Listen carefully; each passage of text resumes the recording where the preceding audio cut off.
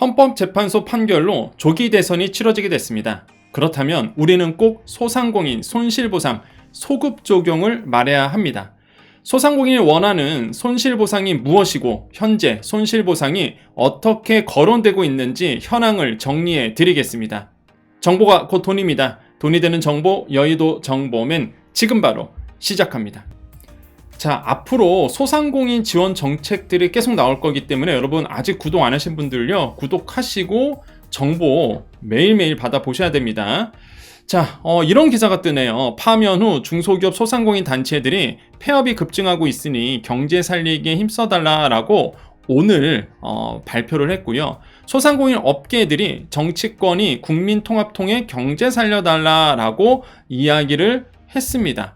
자, 소상공인 관련 단체들이요, 이렇게 경제 살리기를 말하고 있죠. 그런데 소상공인 소급 적용, 이 손실보상 소급 적용을 말하지 않고 있습니다. 여러분, 손실보상 소급 적용은요, 잃어버려야 할 과거 정책이 아닙니다. 아직 끝나지 않은 이 정치권과 소상공인의 약속입니다. 여러분 기억하십니까? 지난 대선 때요, 여야 대통령 후보들이 모두 온전한 손실보상을 약속했습니다. 그런데 결과는 어땠죠? 지켜지지 않았습니다. 소상공인이 당연히 분노할 수밖에 없었죠. 자, 조기 대선 스케줄 좀 확인해 보겠습니다. 이게 왜 중요하냐면 우리가 소급 적용을, 손실보상 소급 적용을 얘기해야 되는데 언제 얘기해야 되는지, 그리고 왜 이게 중요한지를 이 스케줄을 보면 알 수 있습니다. 자, 정확한 대선일은요, 한덕수 대통령 권한대행 국무총리가 이제 공고를 하게 되는데 이게 지금 유동적인데요. 지금 6월 3일이 거론되고 있죠. 유력하게 거론되고 있습니다. 왜 그러냐면 헌법에는요, 이렇게 써져 있습니다. 대통령 권위로 인한 선거는 그 선거의 실시 사유가 확정될 때부터, 그러니까 오늘입니다, 60일 이내에 실시해야 된다라고 이제 명시가 되어 있기 때문에 그래요. 그럼 만약에 6월 3일을 선거일로 가정하에 스케줄을 본다 그러면 5월 4일까지는요, 대선에 출마하는 광역 지방자치단체 당 이런 장들이 사퇴를 해야 됩니다. 왜 그러냐면 30일 전에, 이런 공직자 선거일 30일 전에 사퇴를 해야 되거든요. 그러니까 5월 4일까지예요. 예를 들어서 서울시장이 대통령 후보로 나오려고 그러면 5월 4일까지는 사퇴를 해야 됩니다. 그래서 5월 4일에 또 정치권은 중요하고요. 5월 10일과 11일에 후보자 등록을 합니다. 12일부터 공식 선거운동이 시작이 되죠. 그럼 이전부터 소상공인에 대한 정말 다양한 지원 정책들을 얘기할 겁니다. 얼마 남지 않았어요. 이게 5월 10일부터는 공식 선거운동이니까 그 전부터 얘기를 해야 되거든요. 공약이 나와줘야 되거든요. 그렇기 때문에 계속 여정채널 보실 수밖에 없어요. 여러분 계속 보시면서 어떤 정책들이 나오는지 여러분께서 두 눈을 부릅키고 보셔야 됩니다. 자, 그 다음 29일과 30일에 사전투표 있고요. 20일과 25일에 제외 국민투표가 있고요. 이게 먼저죠. 이게 먼저고 이렇게 되겠네요. 6월 3일에 이제 대통령 선거가 있게 됩니다. 여러분 이렇게 이제 스케줄이 움직이게 됩니다. 우리가 2달 동안, 그러면 이제는 스케줄 보셨잖아요. 그러면 이제 2달 남았어요. 그러면 이 2달 동안 이 소급 적용을 강하게 요구해야 되는 이유가 있습니다. 제가 오늘 이 방송을 찍는 이유기도 해요. 정확하게 소상공인에게 무엇이 도움이 되는지를 알려줘야 됩니다. 모르세요, 정치권은. 저도 깜짝 놀랐습니다. 이렇게 몰라도 이렇게 모르나? 몰라도 이렇게 모르나? 본인들이 소상공인이 아니니까 모르더라고. 소상공인이 도움이 되는 것을 무엇인지를 말해줘야 합니다. 자, 대표적인 사례예요. 자, 민주당에서요, 소상공인 내란 피해 손실보상을 추진하겠다고 얘기를 합니다. 이게 어제였습니다. 어제. 여러분 이게 모르겠어요. 손실보상을 한다는데 이게 과거에 있었던 소급 적용을 얘기하는 게 아니라 내란 피해 손실보상을 추진한다고 합니다. 국민들이 과연 이게 설득이 될지는 모르겠어요. 그러면 또 후지부지 될 가능성이 있다라는 거죠. 자, 계속 얘기해 볼게요. 두 번째로, 모든 국민에게 소급 적용에 대한 정당성을 설득해야 됩니다. 이게 국민적 합의가 안 되면 사실 이 손실보상 소급 적용, 이게 진행될 수 없거든요. 자, 이게 무슨 뜻이냐? 자, 조기 대선이 이기에 이제 2달밖에 시간이 없습니다. 갑자기 치러졌죠, 대선이? 그러면 분명히 정치적인 목적을 가지고 또 소상공인 자영업자 이용하려는 유튜브부터 시작해서 기관들부터 분명히 있을 겁니다. 지난 대선 때 우리 다 목격했잖아요. 근데 이런 분들 어떻게 됐죠? 대선 끝나고 어떻게 됐습니까? 소상공인이 어려웠을 때 막 금리 치솟고 손실보상이나 소급 적용, 소상공인 입장에서 말하는 사람들이 있었습니까? 다 사라졌죠? 그 왜 사라졌죠? 투표 끝났죠. 선거 끝났습니다. 소상공인 표 이젠 필요 없는 거예요. 다 떠났죠. 또 한 가지, 소상공인 이슈가 안 되는 거예요, 이젠. 그러니까 유튜브를 만들어도 돈이 안 돼서 다 떠났습니다, 유튜버들. 여러분 저는 다 기억해요. 어떤 유튜버들이 있었는지. 진짜 투표 선거 끝나고 진짜 다른 컨텐츠로 싹 바꾸시더라고요. 뭉쳐야 됩니다. 그러니까 이게 강하게 정치권에게 요구를 해야 돼요. 여러분, 약속한 대로 개정을 해서 잘못된 손실보상법 고치고요. 2020년 4월부터 소급 적용해서, 지금 소급 적용이 안 되잖아요, 지금. 소상공인이 나라의 지침을 통해서 영업하지 못했죠. 시간 제한 뒀죠. 그로 인해서 대출 받게 됐습니다. 왜? 장사를 못하게 하고 시간 제한까지 두니 이게 뭐 영업이 되겠습니까?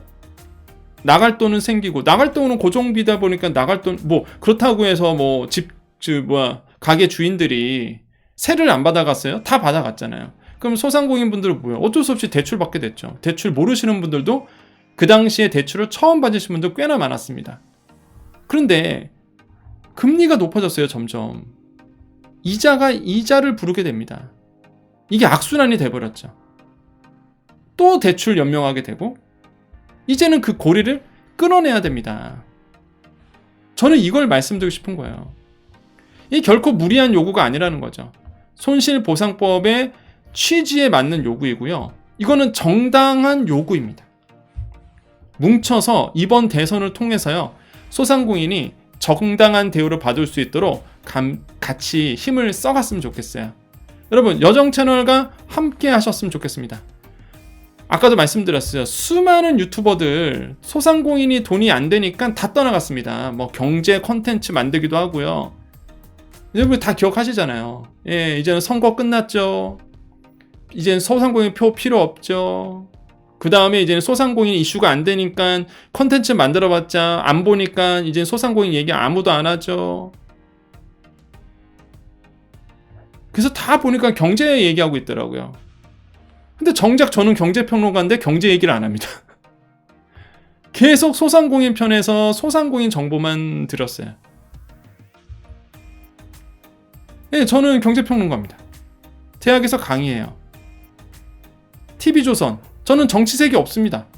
네, 저는 그러면은 TV조선도 안 나가고 또 이런 그 색깔이 있는 TV도 안 나가겠죠. 저는 진짜 정치색이 없거든요.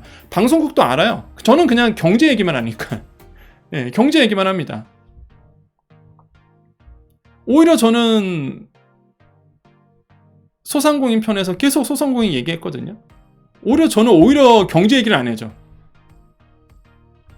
왜? 저는 그동안 이 채널을 통해서 우리 여정 가족님을 만났고요. 너무 정이 깊어졌어요. 이게 소상공인이 떠날 수가 없더라고요. 네. 다들 돈 안 되니까 소상공인 얘기 안 할 때 저는 계속 그냥 소상공인 얘기만 했습니다. 우리 여정 가족님들 분명히 잘 될 수 있습니다. 그래서 저는 계속 말하는 거예요. 저는 그럴 자격이 있습니다. 소급 적용 말할 자격이 있다고 봐요. 여러분, 소급 적용 돼야 됩니까? 안 돼야 됩니까? 손실보상 소급 적용 이번에 해야 돼요? 안 해야 돼요? 꼭 손실보상 소급 적용을 시작으로 해서 소상공인의 권리와 이 소상공인들의 가족, 그 생계 위해서 함께 하겠습니다. 여러분, 이번에 이 2달입니다. 이 2달 동안 소상공인의 그 억울함과 그 어려움, 정말로 높으신 분들이 알 수 있도록 계속적으로 말을 해줬으면 좋겠어요. 중요한 거, 진정성 있는 곳에서 얘기를 해야 됩니다. 그동안 정부도 알아요. 제 채널은 이제는 분석이 돼 있어서 제가 매번 말씀드리죠. 예. 채널 통해서 솔직히 말하면 위에 분들 많이 만났습니다. 계속 제가 소상공인 얘기하다 막 지겹도록 떠들잖아요. 제가 지겹도록 얘기하니까 얘기를 하더라고요. 그래서 수없이 얘기했습니다. 소상공인의 현실에 대해서. 진정성이 있기 때문에 그렇다고 봐요. 전 자신 있게 과감하게 말씀드립니다. 이번에 이 2달 동안 손실보상 소급 적용 무조건 정치권에서 공약으로 어떤 후보든 간에 공약으로 나올 수 있도록, 그래서 꼭 소급 적용을 될 수 있도록, 이건 끝난 아젠다가 아니라는 거. 여정님은 아직도 소급 적용 얘기하세요? 예, 저는 얘기합니다. 왜? 이건 약속이었어요. 정치권이 소상공인과 한 약속이었습니다. 손실보상 법만 바꾸면 돼요. 개정하면 됩니다. 그 법 누가 만들었습니까? 그 당시에 여당이 만들었습니다. 바꿔줘야 돼요. 개정해야 됩니다. 그래서 소급 적용 될 수 있도록. 법 때문에 안 돼요. 법을 개정해야 되거든요, 지금. 저는 2020년 4월부터 진행돼야 된다고 봅니다. 왜? 그때부터 방역 지침이 들어갔기 때문에. 이건 정당한 거예요. 정당성도 있고요. 당위성도 있고요. 충분히 국민을 설득할 수 있습니다. 이렇게 되면.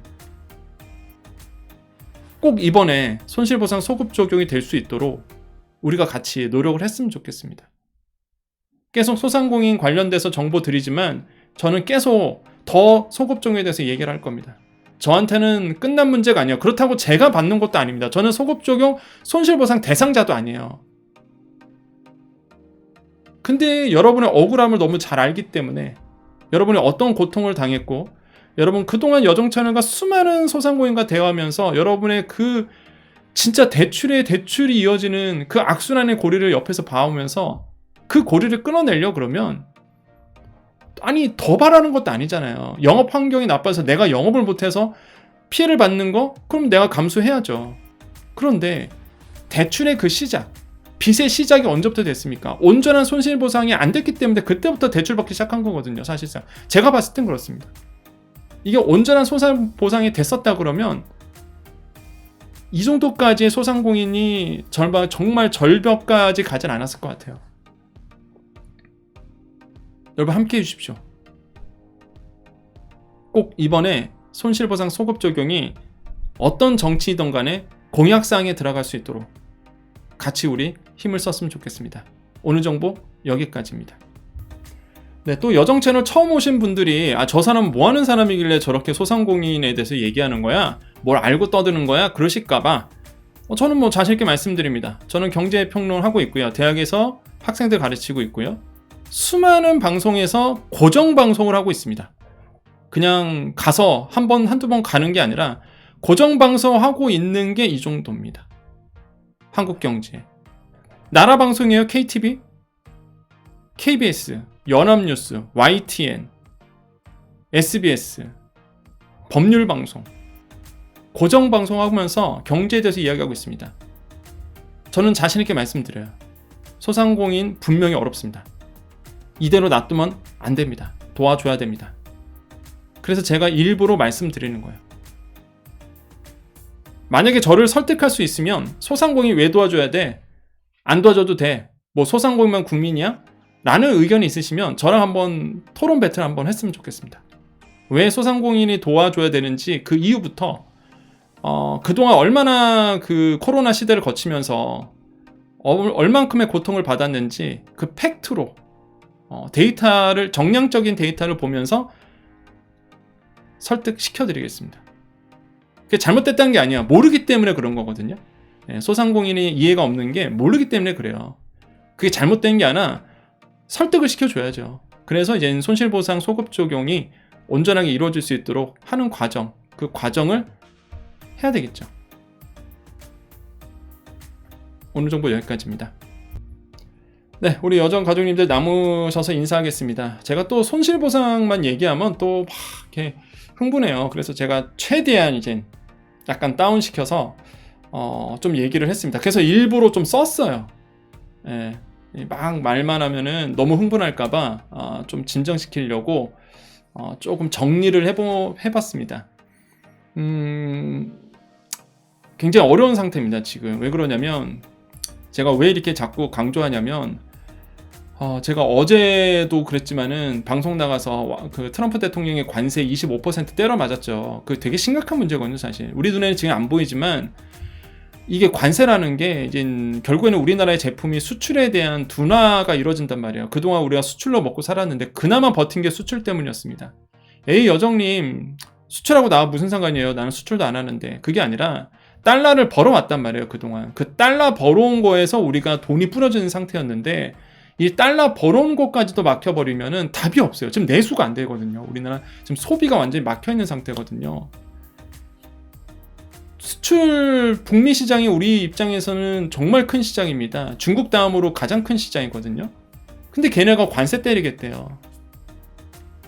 달러 벌어야 되는데 달러를 못 봅니다. 심지어 일본보다 우리가 관세율이 더 높아요. 지금 말이 안 된다고 보거든요, 저는. 어제도 그래서 제가 뉴스 프로그램 나가서 얘기했습니다. 말이 안 되는 거예요. 이런 상황이 이런 상황. 소상공인들 더더욱 어려워집니다, 지금. 금리 못 내려요. 이런 상황이 되면 금리 못 내립니다. 돈 안 돌아요. 너무 어려워지는 거예요. 그러면 적어도 나 같은 사람이 계속 소상공인 옆에서 떠들어줘야 이게 관심와도 같이 이런 생각이 있는 거예요. 제 마음을 아시는지 모르겠습니다. 제 진정성을 물론 우리 여정가족님들 아세요. 우리가 오래전부터 저와 함께했던 분들은 제 진정성을 아시죠. 근데 최근에 이제 구독하신 분들은 또 구독 아직 안 하신 분들은 모르실 수도 있습니다. 예, 너무 어려운 상태입니다. 그래서 이 2달 동안 제가 여러분 소상공인 자영업자 특고 프리랜서를 위해서 계속 얘기할 겁니다. 강하게 좀 더 이렇게 조금 강하게 얘기를 하려고 해요. 예. 그래서 소상공인 분들에게 이번 꼭 도움이 될 수 있도록, 그러니까 정치권에서 도움을 줄 수 있도록 현실적인 도움. 지금 보시면 아시죠? 정책 대출이 나와도, 정책 자금 나와도 옛날에야 좋았지. 왜? 대출이 없었으니까. 대출 없었으니까 신청하면 받았어요. 지금은 코로나 시대 거치면서 어떻게 됐습니까? 다 대출이 있어요. 다 대출. 신청해도 안 나와. 신청해도. 왜? 아니 이미 기대출이 있으니까 보증이 안 되는 거예요. 그런데도 정부는 계속 정책자금 뭐 한다고 말은 하는데 제가 모르겠습니까? 다 알지. 이게 또 흥분한다. 빨리 끝내야 되겠다. 네. 여러분 여정 채널과 함께 해주시고요. 항상 진정성 있는 방송이 중요합니다. 진정성 있는 방송으로 여러분과 늘 함께 하겠습니다. 자, 오늘 정보 여기까지입니다. 인사 나누겠습니다. 항상 여정 채널은 긍정적인 거 아시죠? 부정적인 거 아닙니다. 다 잘 되기 위해서 하는 거잖아요. 그래서 우리는 잘 됩니다. 여정 채널 보면 잘 돼요. 도움이 되죠? 그죠? 우리도 한번 외쳐봅니다. 오늘도 외쳐보겠습니다. 오늘도 내일도 우리에게 좋은 일이 일어납니다. 오늘도 내일도 우리에게요. 좋은 일이 일어납니다. 오늘도 내일도 우리에게 좋은 일이 일어납니다. 오늘은요. 그 여정 아카데미 얘기는 안 하겠습니다. 내일 방송에서 할게요. 여정 아카데미에서 궁금하신 분들이 많으셔서 제가 이번 4월달 강의를 얘기하고 있는데 오늘은 안 하고요. 이렇게 마무리하도록 하겠습니다. 자, 마지막 인사드립니다. 오늘도 내일도 우리에게 좋은 일이 일어납니다. 여기까지 여의도 정보맨 여정이었습니다. 감사합니다.